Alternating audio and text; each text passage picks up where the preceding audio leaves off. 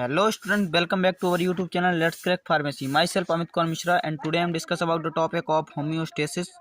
Homeostasis में हम अभी तक पढ़ चुके थे कि होम्योस्टेसिस होता क्या है, इसके कौन कौन से कंपोनेंट्स होते हैं। इसमें जो फीडबैक मैकेनिज्म था उसके बारे में पढ़ चुके थे कि फीडबैक मैकेनिज्म में negative feedback mechanism and positive feedback mechanism. तो नेगेटिव फीडबैक मैकेनिज्म अब आज हम पढ़ेंगे। इसके पहले हम पढ़ चुके थे पॉजिटिव फीडबैक मैकेनिज्म। अगर आपने वो वीडियो नहीं देखी तो उसका लिंक हम आपको वीडियो के डिस्क्रिप्शन बॉक्स में दे देंगे ना। तो चलिए बिना रुकावट के वीडियो को स्टार्ट करते हैं एंड चैनल को सब्सक्राइब करते हैं।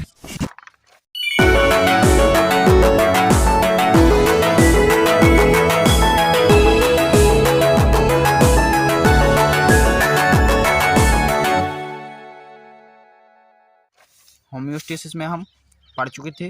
होम्योस्टेसिस जो होम्यो का मीन्स होता है वो सेम होता है एंड स्टेसिस का मीन्स होता है स्टेज होता है। इसमें हम कंपोनेंट्स के बारे में पढ़ चुके थे कि नॉर्मल कंडीशन थी पहले बॉडी की। इसके बाद क्या हुआ, बॉडी में डेविएशन क्रिएट हुआ। डेविएशन के बाद एक्टिवेट हुआ। सेंसर ने इन्फॉर्मेशन जो है कलेक्ट करके नर्वस सिस्टम के पास पहुंचाया। नर्वस सिस्टम से जो है कमांड गई कहाँ पे, इफेक्टर के पास। इफेक्टर ने क्या हुआ, मैसेज को रीड किया और इफेक्टर कहाँ पहुंचा, बॉडी की जहाँ डेविएशन क्रिएट हुआ था वहाँ पहुंचा और उसने वहाँ पे क्या किया, करेक्शन किया। करेक्शन के बाद बॉडी फिर से हो गई। ये हमारा होम्योस्टेसिस था। इसमें हमने फीडबैक मैकेनिज्म में पढ़ा था पॉजिटिव फीडबैक मैकेनिज्म या पॉजिटिव फीडबैक सिस्टम, जिसका मीन्स होता है इंक्रीज। इसमें हम पढ़ चुके थे during the birth of the baby, यानी कि जब डिलीवरी होती है, डिलीवरी के टाइम क्या होता है, डिलीवरी के टाइम क्या होता है, during the birth of the start the labour pain, cervix में लेबर पेन स्टार्ट होता है। इसके बाद जो वहाँ पे स्ट्रेच रिसेप्टर होते हैं, तो स्ट्रेच रिसेप्टर क्या करते हैं, वो एक्टिवेट होते हैं क्या, प्रेजेंट इन सर्विक्स बॉल, जो कि सर्विक्स की बॉल पे प्रेजेंट होते हैं।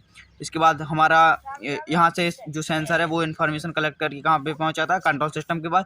कंट्रोल सिस्टम में कहाँ पे, हाइपोथैलेमस के पास। हाइपोथैलेमस से क्या जाता है, पोस्टीरियर पिट्यूटरी के पास, जो कि उसका स्टोर रूम होता है काय का, ऑक्सीटोसिन का। यहाँ से वो पोस्टीरियर पिट्यूटरी ऑक्सीटोसिन को रिलीज करता है। ऑक्सीटोसिन के बाद रिलीज होता है तो अपने रिसेप्टर को ढूंढता है जो कि यूटेरस की बॉल पे प्रेजेंट होता है। तो ये कहाँ क्या होता है, रिसेप्टर के साथ बाइंड होता है और यूटेरस में कॉन्ट्रैक्शन क्रिएट करता है। कॉन्ट्रैक्शन जैसे क्रिएट होता है यूटेरस में, तो इसके बाद क्या होता है, सर्विक्स का जो माउथ होता है वो ओपन हो जाता है और डिलीवरी हमारी कंप्लीट हो जाती है। डिलीवरी जैसे ही कंप्लीट होती है इसके बाद हमारा लेबर पेन स्टॉप हो जाता है। तो ये तो हमारा पॉजिटिव फीडबैक मैकेनिज्म था। इसके बाद हम पढ़ेंगे आज नेगेटिव फीडबैक मैकेनिज्म, जिसका मीन्स होता है डिक्रीज, यानी कि घटना। तो इसमें हम दो एग्जाम्पल होते हैं इसमें, ब्लड प्रेशर या थर्मो रेगुलेशन। तो इसमें बहुत ही सिंपल में हम पढ़ेंगे आज ब्लड प्रेशर के बारे में। तो ब्लड प्रेशर कैसे क्रिएट होता है, कैसे क्या होता है, ये आज हम पढ़ेंगे लगे।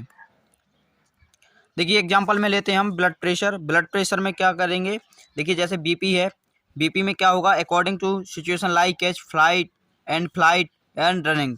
तो कुछ भी करते हैं, जैसे भागते दौड़ते या लड़ते हैं या फाइट करते हैं, कुछ भी करते हैं, तो हमारे क्या होगा, ब्लड के जो है सर्कुलेशन हाई हो जाएगा। हाई हो जाएगा तो इसकी बॉल पे क्या होगा, जो ब्लड की बॉल होती, देखिए ये जो बॉल होती है इस पर क्या होगा, प्रेशर क्रिएट होगा। क्या है कि वेंस की, इस पर क्या होगा, प्रेशर क्रिएट होगा।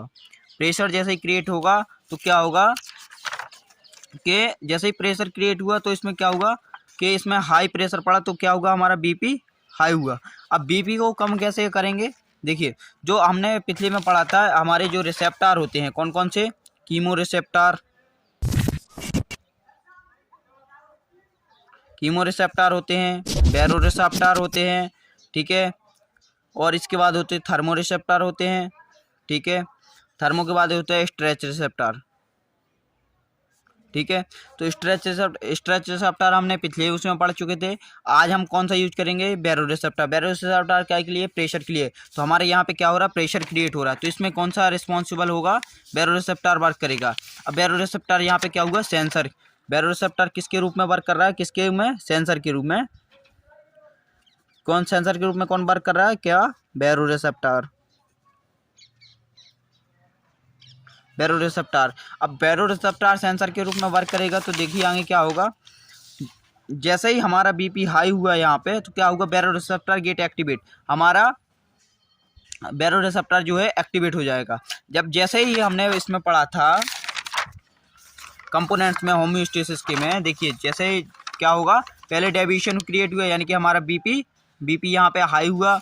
अब बीपी हाई होने के बाद यहाँ पे कौन सेंसर एक्टिवेशन हुआ। सेंसर एक्टिवेशन कौन सा हुआ, सेंसर कौन सा यहाँ पे वर्क कर रहा है, कौन सा बैरोरिसेप्टर वर्क कर रहा है।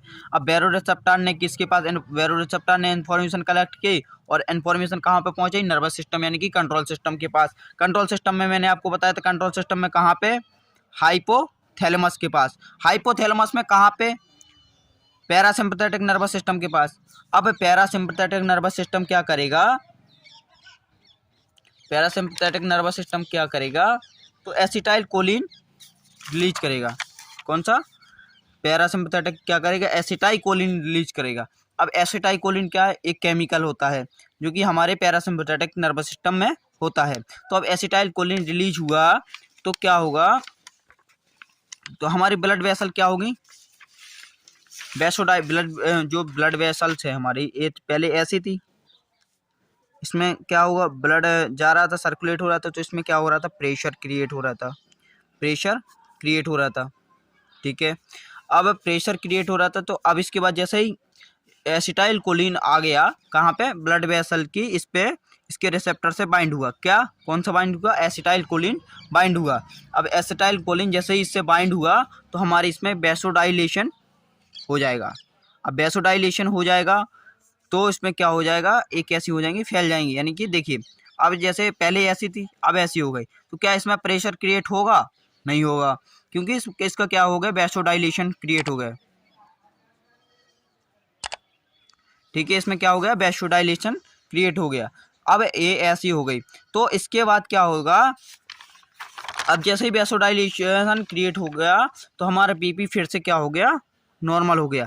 अब बीपी नॉर्मल नहीं होगा, अब अगर बीपी कंटिन्यूसली घटता रहेगा, क्योंकि इसको पता कैसे चलेगा, भले ही वैसोडाइलेशन कंप्लीट हो चुका है, लेकिन पता कैसे चलेगा कि मतलब बीपी नॉर्मल रेंज पे आया या नहीं।